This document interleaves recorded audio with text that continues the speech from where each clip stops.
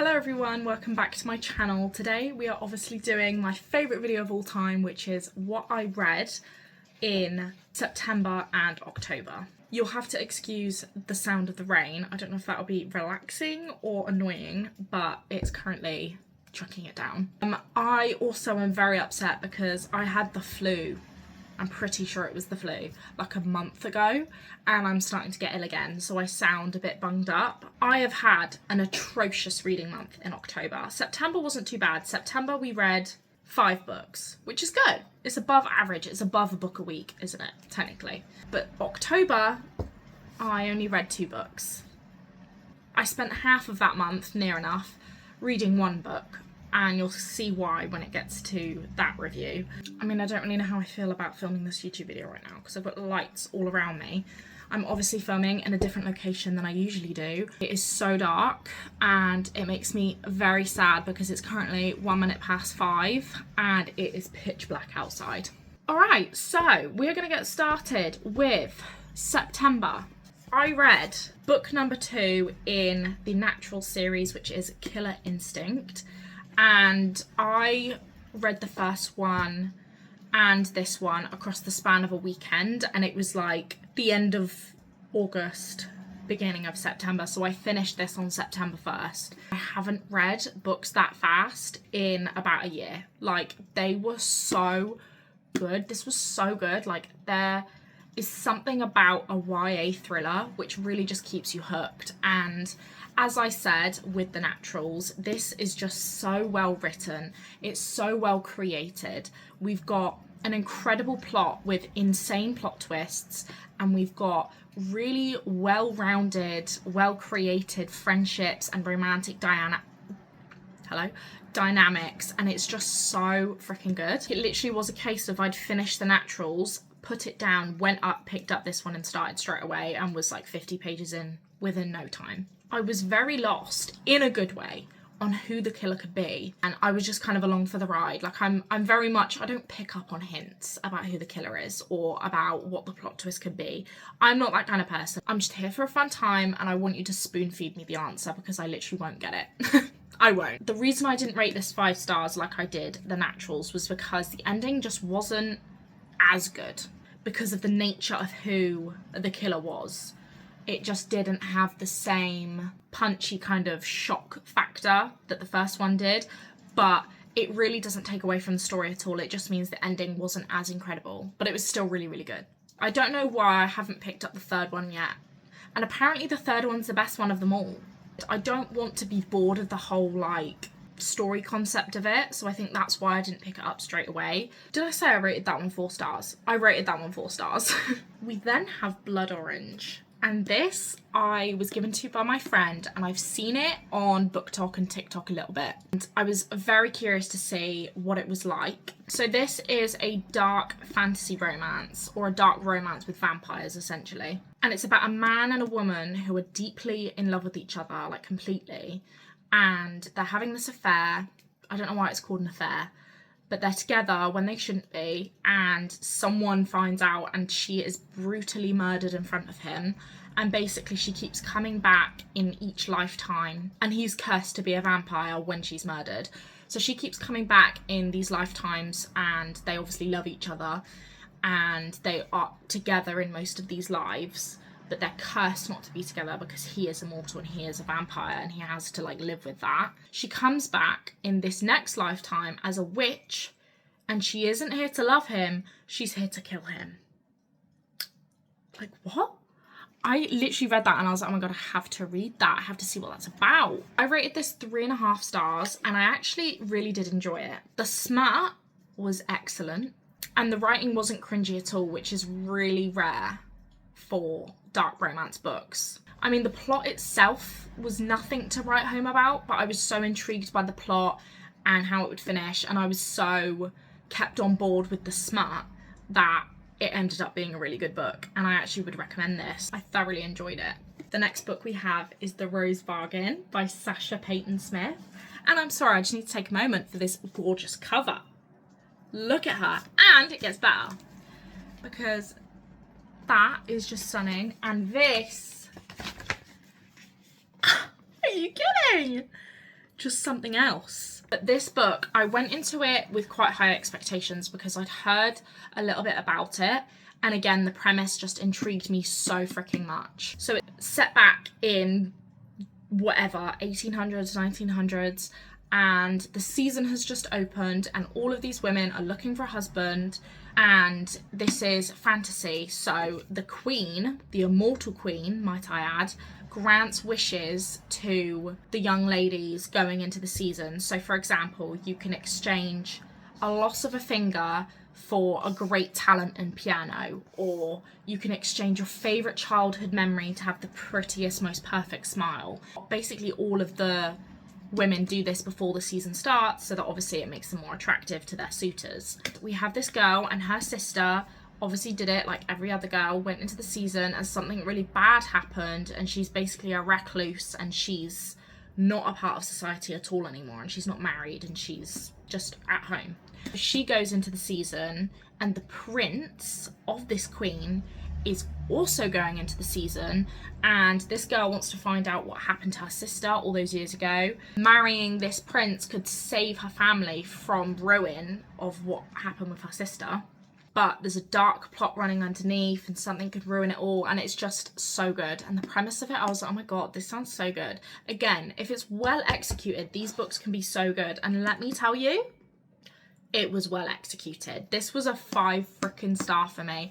I read this in 3 days and I regret that. I wish I took longer, and I wish I was able to thoroughly enjoy this story more, because it was over too quickly for me. And it's only like 300 pages. Like, it's so freaking good. The first 75% gave Cruel Prince meets Kingdom of Sweets. It's just so like fantastical and whimsical and just everything you kind of want in a fantasy world. And then I wrote in my review for some reason that the last part reminded me of Graceling. Not 100% sure why, but Graceling is one of my favourite series of all time. So it must have been good. I would recommend this to anyone and everyone, even people who are trying to get into more like kind of fantasy vibe things but don't know where to start. I feel like this is a really good one because there is a second book coming out, but it's obviously short, well written, there's no lull, there's no obviously like massive world building, and it's just chef's kiss. I then read a book on Kindle, and this was free on Amazon Prime. That is The Raven Spell by Luann G. Smith. I'm sorry if I pronounced her name wrong. This I did not expect to be so good. I'm going to put this down because I'm going to have it somewhere on the screen. But this I did not expect to be as good as it was. I remember reading the blurb and I was like, you know what, we'll give it a go. I need a quick cleanse. From the book, I guess the books that I'm reading, and she's free, why not? Don't really know how to tell you the premise of this book without kind of butchering it. I feel like if anything it'd be easier to read the actual like blurb for it, because that will obviously describe it best. So it's set in Victorian England and we have a witch and a detective on the hunt for a serial killer. Like, what? When have you ever heard of a setup for a book like that? So we have this detective and he wakes up on the beach with a pretty much fatal blow to his head, and he's obviously traumatized and confused and he doesn't know what's happened to him. He wakes up and he has a business card and a pocket watch that doesn't tell the time, and he has to find out what's happened and retrieve his lost memories of what happened to him. He recruits help from 2 sisters, Edwina and Mary Blackwood. They're witches with a very murky past who agree to help him, but their secret is slowly unveiled and a dangerous mystery is emerging. So him and one of these sisters embark on a journey to lots of different places around London to try and find this serial killer, unveil his lost memories, and find out what's going on between these sisters, because one of them's a little suspicious. And when I tell you, I rated this 4 stars. I think the nature of it being a mystery, and it was just really like well paced. I don't think it was very long either. I think it was just under 300 pages and it was just perfect and just what I needed. I know there's a second book and I already have it downloaded, I'm not gonna lie. I'm really intrigued to see what that's like and to read that. We then have Stolen Heir by Sophie Lark, and I finally bought the rest of this series physically and then realised that it's on Kindle Unlimited. I got Kindle Unlimited, by the way. How thrilling is that? I'm so excited. My world has been opened. I read Brutal Prince literally like 3 years ago. I'm kind of want to do a reread before I carry on with the rest of this series. But I read Stolen Heir, which is book 2. This is about Mikolaj and Nessa. So Nessa is obviously from one mafia family and Mikolaj is the heir to their like rival, one of their rival families. He kidnaps Nessa and keeps her hostage and basically is trying to decide what to do with her. He's obviously a very intense mafia heir, like, you know, typical. She is obviously not as brave and strong as the FMC in the first book. The FMC in the first book tries to kill her husband the night they get married by eating strawberries because he's allergic to them, so that when they kiss he'll have an allergic reaction. What an absolute slay. But she is absolutely not like that. And I'll be honest, I found her insufferable. I could not stand her. She was quite literally the only thing that kept this from being a 5-star. And the reason why I rated it 4. Because just the way she thought and the way she thought of herself and her reactions to things and her emotions and stuff, I just couldn't do it. She was just way too fluffy for me. And I can't do it. But the plot itself was good, and it was so lovely to see mentions of the first couple in the first book. The thing that made it a 4-star was the writing itself. Like, I literally sat and I could read this for hours, and I think I finished this in like 2 or 3 days. Not through forcing or like being like, I'm going to sit and read 100 pages today. I literally did it because I'd sit down and be like, I don't care how much I read, but then would end up reading a lot because the writing was just had such a good flow to it, and I need more books like that. So if anyone has any recommendations, please let me know, because my slump has been horrific lately. So when I find a book like this where I just eat it up, it's great in that sense, but then I'm back to square one when I finished it because I don't know where to go. But this was so good, and he was really sexy. Some of the decisions he made were questionable, but it is literally just, I needed it. Like, I needed a good dark mafia romance to cleanse me a little bit. I know I keep saying cleansing, but when I tell you this slump has been so bad, it's literally why I read 2 books in October. Like, it's so easy for me to just find a book so uninteresting. Like, this slump has been going on for at least like 6 months now, and I'm in the trenches when I tell you. We then move into October and onto Quicksilver. I splashed on this and bought the special edition Get Out right now. She's gorgeous. I think I'm going to try rereading this at a different time, but it just fell a bit flat. I rated it 3-star, and that was being generous. But I know that Larry Reads, has said that she went to read it, done a soft DNF, came back to it, and then loved it. I persisted because otherwise I'm literally going to soft DNF every book I'm reading right now. So I persisted, and it was good. There was nothing objectively bad about it. The plot was great. Obviously, it's a lot like typical fantasy books in a lot of ways, but it was just Kingfisher that really kind of dug the knife in for me. Like, the way that he spoke, the way he behaved towards his attitude gave me the ick from the get-go. He did redeem himself a little bit in the last like maybe 150, 200 pages. Barely. It just took me so long to get through. Like, I'd sit down, want to read it and be totally transfixed and read a lot of it, and then other times I just wouldn't want to pick it up. Probably most likely a me problem, but I did rate this 3 stars for the plot and the plot alone. She was alright, she was fine, you know, typical trying to be brave FMC. There was nothing set her apart from the others. He just was insufferable. In the beginning, when he's like, oh, I've slept with many humans before. What do you mean? I don't need to know that. And like, his attitude towards her and the way he's behaving and the way he's like shutting her out. Like, I get it, but like, I don't like that. I want you to grovel. I want you on your hands and knees, you know? I don't want this like burly pushing you away stuff. No. Am I glad I've read it? Yes, because I wanted to see what the hype is about. And honestly, it is good. But I think I need to come back to it in the future and try it again and see if I like it anymore. We then finish October with the second book, which is the Pumpkin Spice Cafe. And I did not expect to like this. I'll be so real with you. I've heard people describe this as a Hallmark movie, you know, typical cringy, not different from any other standard romance story. And I was like, oh. And it's very much 50-50. People either love it and like really find it cute and enjoyable, or people just think it's boring. And I thought I would be the people who thought it was boring, but I did not. I did not. It's really easy to read. The main thing again that came up was the plot. And there's the beginning of the story where obviously our two, FMC, MMC, he's trying to help her figure out what a noise is in the back of her cafe. And I thought that this would just be a small plot that would fizzle out within the first 70 pages, but it actually didn't. It like bled through into another plot that carried on throughout the story, which made it interesting and kept you hooked.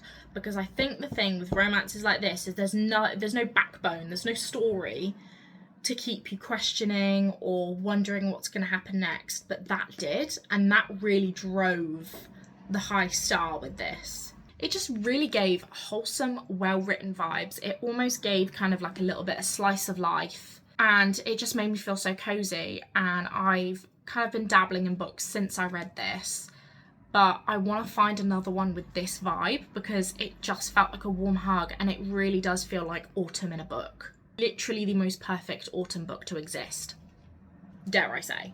Now, I originally rated this 3.75 star, but after some time away, a couple days away, I did increase it to 4 star because I felt like I had to, because it was so good. The reason it wasn't 5 star was because of his ex and the mentions of his ex, and the fact that his ex, who hasn't been in the picture for a long time, kept coming up and kept being an issue in this relationship he's trying to start with her. And it's what kept holding him back from so many different things, and it just felt like she was still in his life. But it did add to the plot in the sense that it explained why he behaved in certain ways, and it explained his trauma with relationships. So while it felt very prominent in the story, I do understand why it kind of was. It would have helped if it was a little less prominent, but I understand how it contributed to the plot. Alongside that, obviously, the writing was a little bit cringy. Like I said, Hallmark movie, it was a little bit cringy, but I got so invested in the plot and the characters that it kind of just fizzled out for me, and I didn't really care towards the end how cringy the writing was. I was just having such a good time with it. I went on to read the second book, which is The Cinnamon Bun Bookstore, and I've seen people say, because the cover's autumnal on it, and because this one's autumnal, I guess you think the second one will be too. And people have said, you know, I expected it to be autumnal and cozy vibes, and it wasn't, and it's set in the summer, and I'm not gonna lie, it really does ruin it. And I just didn't, I tried to read it, but I didn't resonate. I didn't care about the characters enough. So I did kind of do a soft DNF. I think I got like halfway through and I was like, no, I'm not feeling this. But this one, I would highly, highly recommend. And that rounds off every book I read in September and October. I can't believe I had 5 star in there. Did I have 2 5 stars? I think I only had 1, didn't I? We had a nice range. We had some fantasy, some dark romance, some romantasy, a cozy autumnal book. I'm really glad I read that because I obviously didn't want to read it in a season that wasn't autumn. And I've had it since last autumn, so I was like, I really need to get to it, and I'm so glad I did. I can see myself rereading that every autumn. Thank you so much for watching this video. I hope you enjoyed, and please let me know what you think of the books I read and what you think of my opinion, because I'd love to know if your opinion differs to mine. For example, if you loved a book I hated or hated a book I loved. And don't forget to like and subscribe before you leave, and have a great rest of your day or night, and I'll see you for the next one. Bye guys!